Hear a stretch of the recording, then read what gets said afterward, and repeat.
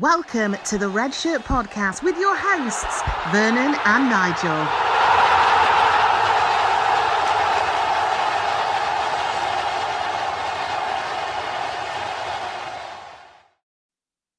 Hi, and welcome to this week's episode of the Red Shirt Podcast. On this week's episode, we'll be talking about United's FA Cup exit. We'll also be talking about Fred and his dismal performance. Also, coming up on today's show, Donny van der Beek. And is it really working?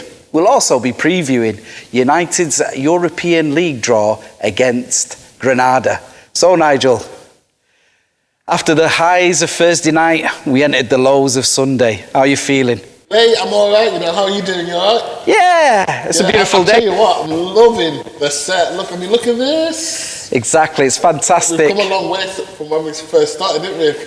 4 episodes ago. Exactly. And over 1,200 views. Exactly, and the subscriptions are going up and up and up, so we can't complain. Out of all these shirts, which one's your favourite? That's a great question, isn't it? I think it's got to be that one, hasn't it? This one? Yes. Yeah, a lot of memories for that one. What does it remind you of? This one's got to be Tevez. Tevez, isn't it? Well, it's Tevez and it's Rooney and it's Ronaldo, isn't it? I'll tell you also reminds me of that great semi-final at the Emirates and, Mr. Park running most of the pitch. Yep. And us getting a great goal and then Ronnie's free kick. So a lot of nostalgia around that one. Great shirt. Yeah, it's my fave. Anyway, let's dive into Sunday's game. Yeah. We lost and we exited from the FA Cup, 3-1 at Leicester. Like I said, after the highs of AC Milan, how did you feel about this one? Wow, so exactly what we thought might happen, but hope that it wouldn't happen, because that's United this season, isn't it? We're going to have great moments, followed by just inconsistent, inexplicable performances. And that was just another one. It was everyone, there's me saying, yeah, I'm Ollie in again. And now I'm Ollie out again. I know I'm flip-flopping, and I make no apology for it, because 1 minute you think, he's got it right here, he knows what he's doing. And then the next minute, you get a performance like that, and you immediately just bamboozled and completely perplexed as to what on earth is going on in that club and during training. It's funny, really, because when I saw the team sheet for the game, I just thought there was too many changes again. And I think what usually happens is he doesn't make one change, he makes 4 or 5, so the rhythm goes out. And also as well, it was almost a feeling of, don't worry lads, it's only Leicester. Well, exactly, but why would you feel that? Obviously, we know Bruno's played every single minute of every single game, and he deserves a rest, of course he does. But my thing has always been, you play your best team for the first half, you get the result done, so let's say after 60 minutes, we're 3-0 up. Then you start pulling your players off, don't you? Yeah, I thought it was a strange selection, especially when he said that there was only certain players like Pogba that could only possibly do 45 minutes, maybe the hour at the most. And I thought, well, with an international break coming up, why don't you just play your strongest team? Yeah. Now, it was funny because I don't know about you, but I was sort of looking at our lineup, and I was looking at their lineup, and I was comparing their lineup, and I was comparing our lineup. Yeah. And I'm thinking, they're only 1 point behind us, so we can't take them lightly. Yeah. Now, the funniest thing is, I'm going to say this to you now, on their team, who would you take, especially in their midfield? The whole of that midfield. I love Tielemans and love Ndidi. They're both great footballers. And that's what I can't understand. I'm thinking, they're just 1 point behind us. They've got a point to prove. This is a big game. And we do that nonsense. When Brendan Rodgers saw that it's Matic and Fred, he must have just been laughing and thinking, we're going to do that, especially Matic. There's no way he can cope with Tielemans. Well, it's funny, isn't it? Because I think, I don't know if you remember, but when Leicester actually signed Tielemans, he was holding out for a bigger move because it was touted that United were after him. And I kind of felt like watching the game, especially when he scored his goal. We'll go on to the first goal in a minute. Yeah, we'll go on to the first goal in a minute. But when his free running, his passing, then you've got like obviously Ndidi winning the ball back for him.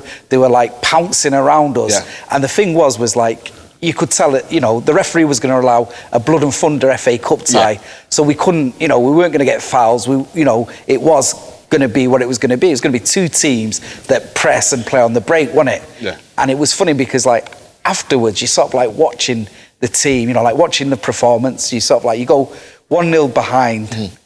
I mean, we've got to talk about that first goal. I mean, Nigel, how did you feel? Apart from my stomach churning, how did you feel? Okay, right, so I'm a big Fred fan. And I know a lot of people that can't stand Fred, so I know Fred's very Marmite.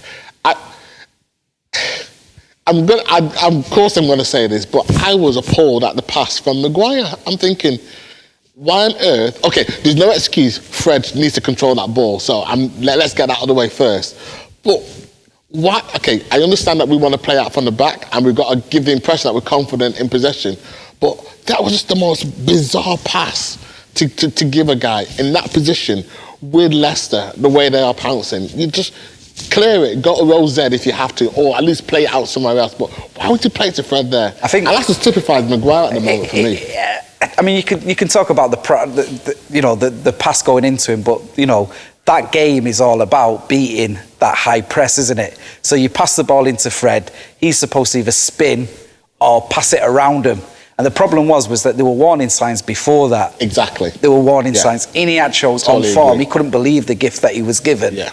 But I think the problem is like, I just think like with Fred, the inconsistencies there. You look at the second half against Milan, he was brilliant. Yeah.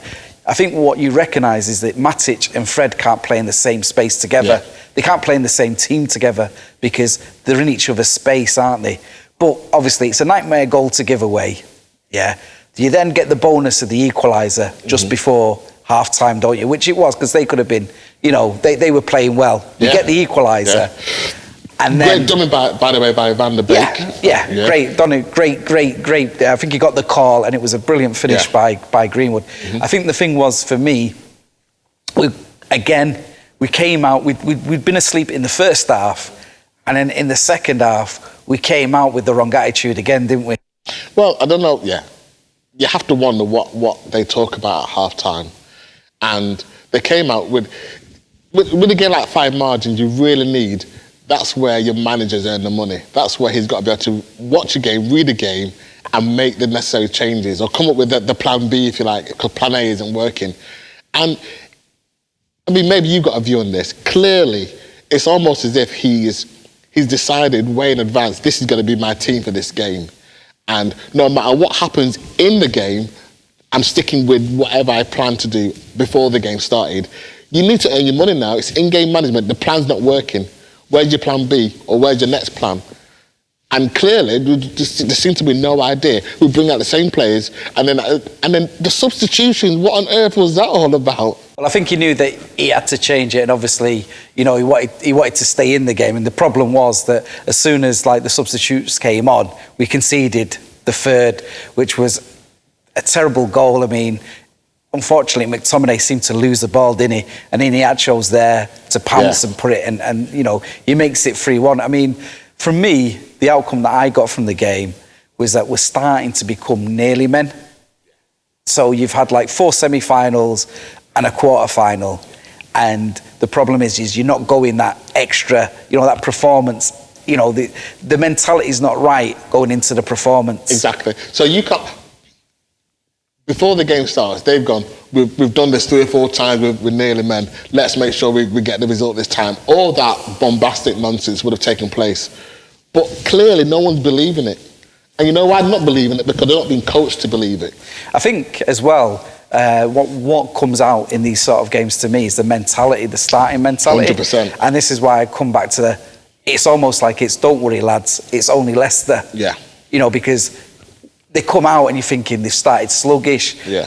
You can go back to near enough every time United have lost points this season, yeah? Forget the Spurs game and the Crystal Palace game, because they weren't fit. Yeah. And those teams were weeks in ahead in their fitness regime.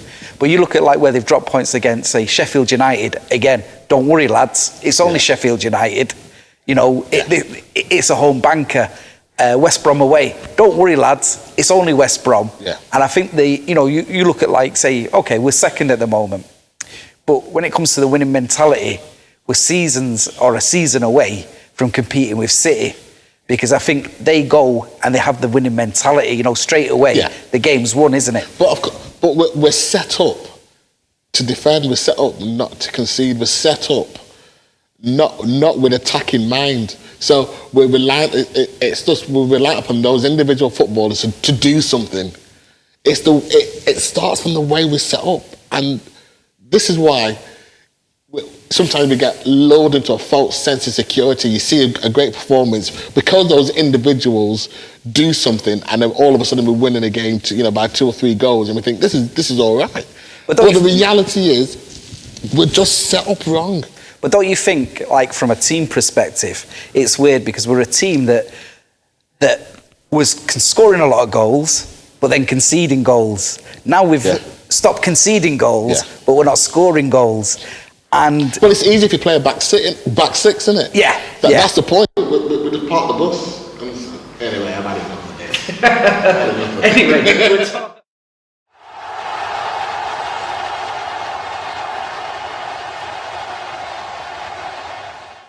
We're talking obviously about like the performance, and one player that always seems to come out every week, and United fans constantly seem to be talking about, either good or bad, is Fred. Now, you said before that he's one of your favourite players, and unfortunately, he had a stink fest, didn't he, on Sunday? Do you know what I think I like about Fred? I've always believed that he obviously plays himself into form. And then, people argue about what is really resilient. But I see a great football in Fred. But I understand now why so many people just, he's just not doing himself any favours.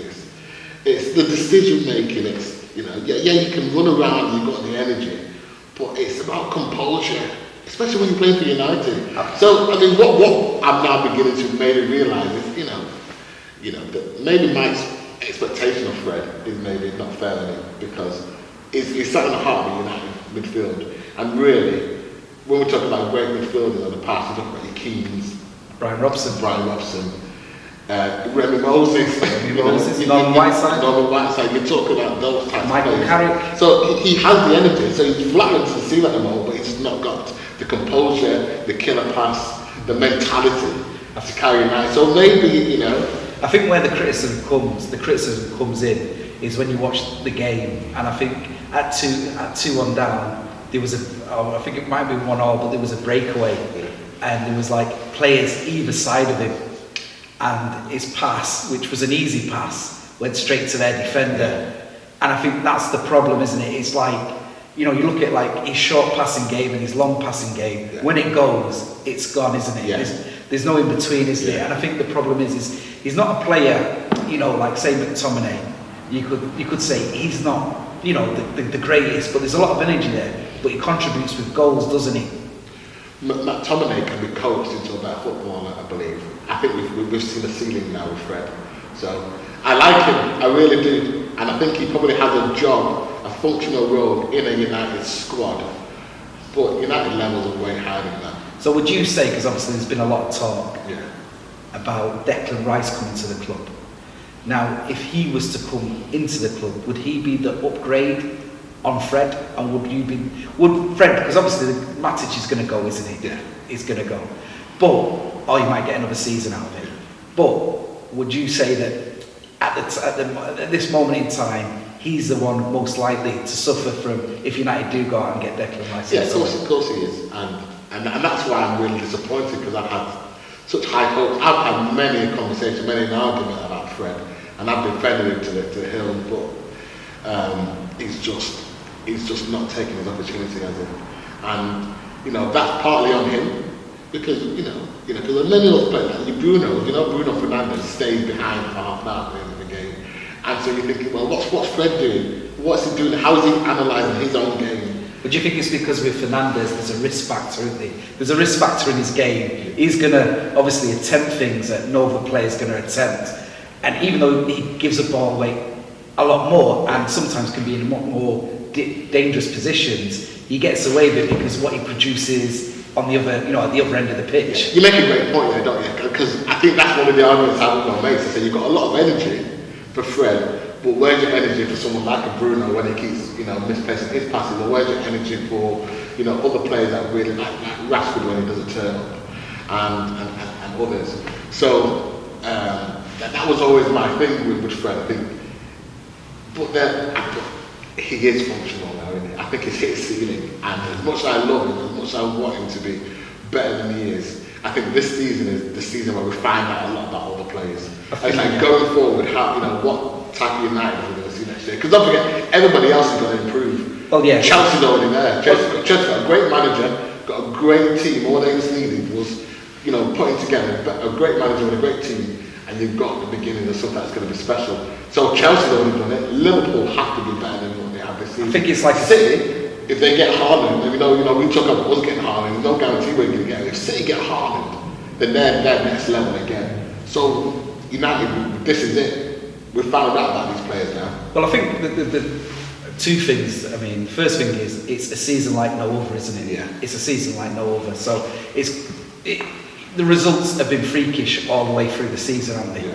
I mean, going back to Leicester, I mean, everybody forgets that they did beat City 5-2. Yeah. You know, earlier on the season they beat Liverpool. So they're no mugs. They're a very good team. And I know people were on the barometer on Sunday night going ballistic, but again, I go back to the point, they're a good team.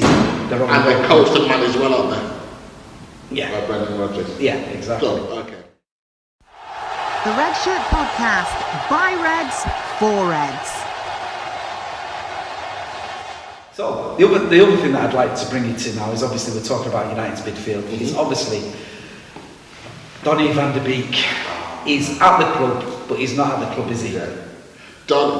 I have so much sympathy for Donny van de Beek. I think he's a brilliant footballer, and you can see his mentality, his levels above what is currently happening at Old Trafford. And so the real frustrating thing is he is a top midfielder playing in a functional team, and it's almost as if he's lost confidence. It's almost as if he's thinking maybe it's him, and it's not him. It's the pathetic coaching and the pathetic structure and the way we set up our teams. And now he actually looks like a spare part, when in fact if we built a team around Donny van de Beek, and certainly in terms of his Ajax upbringing and his Ajax mentality, I think it would be a great team. But of course, see, this is why, you know what I mean, I've lost the plot in terms of the coaching and the manager. Because you look at what's happening, like I said a minute ago, about what was happening at Chelsea, and you get the right manager with the right team, and then there's no reason why this team can't do better. But we're performing badly, and Donny van de Beek is symptomatic of all the problems at Old Trafford. That you've got a great footballer. It's like footballers go to Old Trafford to die. You know what I mean? Hey. I'm worried now about Diallo. No, you know? I mean, coming back to Donny, I think like I was looking at him on Sunday. I think he was, first of all, he was played in the wrong position. Yeah. I think we should be playing him centrally. He hasn't got the pace to play further forward, and I think he gets lost in games. You know, he just doesn't seem to be finding space. He just, you know, in between the lines, he's not finding the space. He's not getting the ball either. I mean, I think there was like a really good... Did you notice that he wasn't getting the ball? Yeah, he wasn't getting the ball. Passing to. Well, I don't know if he wasn't sort of like getting the pass. I think that he wasn't finding the space. The problem, he's not fast, is he? He's not the fastest. So the base... Yeah, but neither was Iniesta. Yeah, but... Neither was Xavi. Yeah, but the difference is... But there's a culture, there's a way to play football. Yeah, but that's what I'm going back to, okay. Because the way that he played... He was played too further up, you know, up the field, which isn't his game. He's no Bruno. You can't take Bruno out and put Donny van de Beek in and say, right, do what Bruno does. The thing with Van de Beek... You're proving my point, aren't you? Yeah. That in a functional team, so, you know, somebody that's actually great just looks very ordinary. That's why Cavani looks very ordinary, because he can't even get the service to score goals. Well, I think the thing is obviously United's width is provided by the fullbacks, because obviously the way that Martial and Rashford play, because they're central players, is if they're playing on the left and the right, they like to come in, don't they? Because they want to get a shot off. Therefore, the fullbacks have to provide the width. They have to ping the balls in. Now the problem is, you look at like Van der Beek. Is, to me, he looks like a player that's been bought by the board because they were offered a player at a certain price, and because the manager didn't want him, he doesn't want to play him. And I get that feeling because Pogba was injured and he never played him, did he? So AC Milan, he stayed on the bench the whole game, which tells me that the manager doesn't fancy him. That's right, but that's what I'm saying is, that's not Van der Beek's fault, that's the manager. If the manager can't see the kind of football, and don't forget, we talked already about how this manager has his favourites, and he's always going to trust his favourites and likes his favourites. And so it's that classic thing of whatever you believe, because your perception becomes reality. So he is constantly thinking, well, I didn't want him in the first place, and so I can't see where he fits in. Well, in fact, if you actually watch the footballer, anybody can see that he's a great footballer working out. Just watch the games back and watch his runs. Because I think the problem there is, it was a transfer that really excited me over the summer.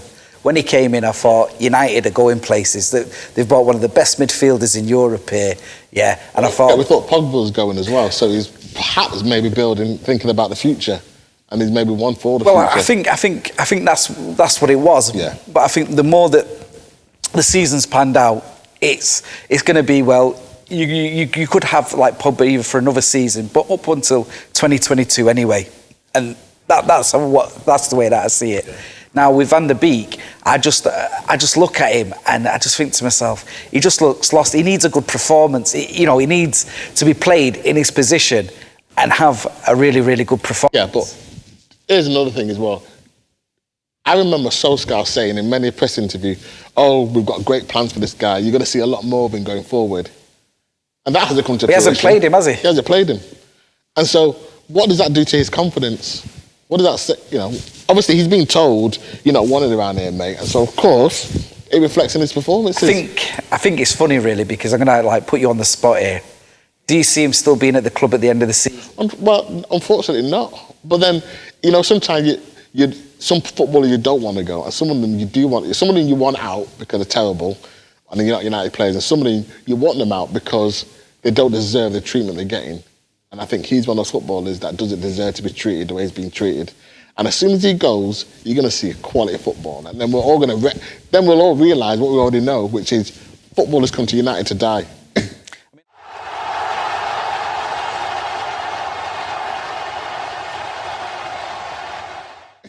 I mean, like what we said before, we talked about, obviously, United getting through against AC Milan, and they were drawn against Granada, in the actual quarterfinals. Now, was it, the Granada, it's not like, a fashionable Spanish club, like one of the big ones, but that's the competition that we're in. And, were you happy, obviously, to face them and go through? Obviously, there's two legs, and then the draw's been made for the semi-final, which would either be Ajax or Roma. Obviously, now this leaves us with the only thing that we can realistically win, because we're not going to win the league. Do you see, obviously, we'll talk about the draw in a minute, but do you see, if they would win the Europa League and come second, do you see it as progress for Ollie? At the beginning of the season, of course you would, wouldn't you? Finishing second, winning the Europa, that's progress. But it's more than just the end stats, if you like, because we've seen a team that has the capability of beating Manchester City, but also has the capability of losing to Sheffield United. So that's just the inconsistency that we have at the moment. You almost wish we keep getting the best teams possible to play against, because I think that focuses the mind, doesn't it? And of course, now everybody's thinking Granada. Who are Granada? They can't be any mugs. They're in the. No, they're a decent team. Historically, they're not like one of the big Premier names. The Premier League names. You can't argue the fact that they're there. They're on merit, aren't they? So, I'm dreading that game because I think we're going to do what we've always done, which is think it's only Granada. I must admit, it's just what you said 10 minutes ago. It's just, I mean, I thought about that because, like, I thought to myself, I wanted us to get Ajax, I wanted us to get a Roma, I wanted us to even get Arsenal, because I thought to myself, if we do get Arsenal, we will perform and we will go through. And I think that's the feeling that you have. I mean, because, like, obviously on Sunday night, I was absolutely fuming, absolutely, like, so disappointed. It was almost as the feeling was like, as soon as we got Southampton in the semi-final, it was almost like you felt we're going to go out here, because if we got City in the draw or Chelsea, we'd go through. We'd go through. We'd go through. Exactly. And then it's funny because obviously now we have got Granada, and I'm thinking to myself, the bookies have put us as favourites because we've got the strongest squad in the competition. Do you feel like, because now we're bookies' favourites, that we will go through? I really do not know, and that, I think that kind of says it all, really. I was confident two weeks ago. I thought we'd finally clicked. We're the team that historically always has the strongest second half of the season. Like I say, I know all the kind of all the norms have gone out the window because it's just that kind of year. Yeah. But there's just no consistency to us, so we can't even land on anything, can we? We can't say yes. That on paper, we should walk it, shouldn't we? But then on paper we should have beaten Leicester. With Leicester, I mean, on paper we should have beaten Leicester. We say that, but again, you look at, like, the one thing that sets out our league from any others in Europe is that usually any given Saturday or Sunday, any team can beat any team, and that's what we love about it. I mean, I kind of like. So is that where we are now? Is that our expectation? You don't think United should be beating No, Leicester? I think football, and the reason why we love football is because of sometimes the unpredictability that it brings. I think that Leicester. But that's exactly what Solskjaer. I think that's exactly what Solskjaer. Yeah, but this is the problem as a club. I'm saying, but Pep isn't saying that, is he? No, but Pep isn't saying that. Pep is going to win the league. Yeah, but you look at Pep. Because it's like. You look at Pep when they get a draw, and like Klopp. Or Kloppy when they get a draw. Yeah. There's no teeth and tonsils with Kloppy. Right. He's raging. Yeah. Now, the thing is I think personally we go back to this sort of like, we're Manchester United, we should be beating these teams, when realistically, we weren't the team that we were. And this is where we're at. Right, okay. So that, again, this is where I have a problem, because you look at player for player, our players versus Leicester players. Just go to the team, goalkeepers. Which players from Leicester get into United's team? Yeah, but Leicester have actually won a league a lot. Only a few years ago. You can't. How many of those players gets into our team? I think Schmeichel as a keeper would get into the team ahead of. I do. Okay, well, I disagree. Think. Okay, Soranachu. I think you'd probably take Fofana and you'd take Evans as centre halves. And you would definitely take their two midfielders in Ndidi, and you would take, obviously, Tielemans, wouldn't you? So what you're saying is that the United squad. I think mentality-wise, you would take those players. If you were given or had an opportunity to sign those 5 players or 6 players, would you find it hard to turn it down? Would you find that other teams in the league wouldn't sign them? I think what you actually find is you take Brendan Rodgers, because you know that he'd get a tune out of this bunch of lads that we've got. Because player for player, our players are better players, player for player, across the whole team.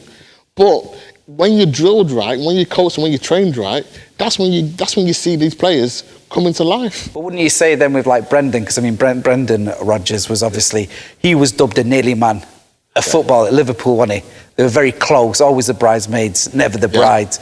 They had that opportunity at Crystal Palace where they were 3-0 up, and I thought, they've won the league. Yeah. And then within 15 minutes, the league had gone, hadn't it? Right. So I'm not saying he's the best manager in the league. I don't understand, get me wrong, because I think he's not a Pep or a Klopp. No, but he's certainly better than Solskjaer. I think the thing is with like with sort of like Brendan is he will get a tune out of a player. Exactly. And I think like the problem is with like Ole at times, there's very much like I say, don't worry lads, it's only Leicester. Yeah. And it's the mentality. And the problem is at times for me, there's not enough hunger in the players. Like, for instance, against AC Milan in the second half, in the first 2 minutes of like Pogba coming on, you smell victory. Do you know? Exactly. There was like a different physical side. There was Bruno was getting space. Fred looked a player. Yeah. You know, all of a sudden there was a different, because of the mentality, but that was because they were playing AC Milan, and these players wanted to show we're dining at the top table. Exactly. Whereas it came to sort of like Leicester, and it was almost after the Lord's Mayor show, wasn't it? The Red Shirt Podcast, by Reds, for Reds.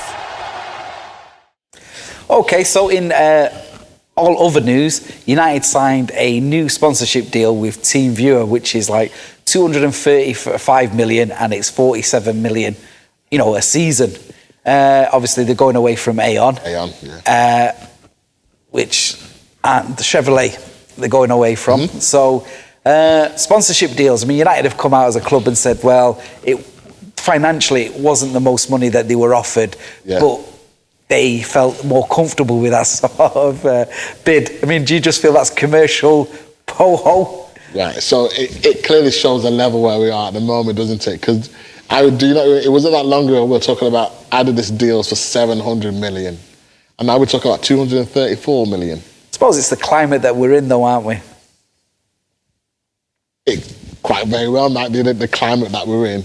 But even good times and bad times, if you are a successful brand, then sponsors will pay what needs to be paid to get their name and to be associated with your brand. So what does it say about our brand, Vernon?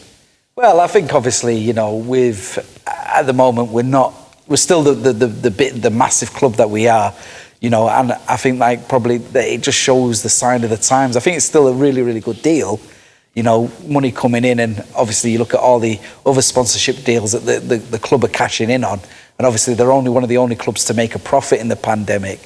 So I think this is where the problem comes with like the likes of like Woodward, from a Glazier point of view, he's never going to go, is he? Yeah, no. I mean, all this is important, and you're right, the fact that we can still churn out a profit in this time, whether you're Glazer and, everybody hates Glazers anyway, don't we? Can we say that? but the reality is, you're right, we're still able to turn in a profit. But I reckon that's 10 years of not winning anything. That's really now beginning to bear out in terms of sponsorship deals. And that can only get worse unless we arrest this very quickly. We need to win some silverware very quickly, don't we? Yeah, I think that's the point. I think you make a very good point, and that's it. So, guys, thanks very much for listening to the podcast. This brings us to the end. So, again, keep safe, love football, and Nigel? And keep that red flag flying! Cheers, thanks for watching. Bye. Like and subscribe, man. Don't forget to like, follow and subscribe to the Red Shirt Podcast.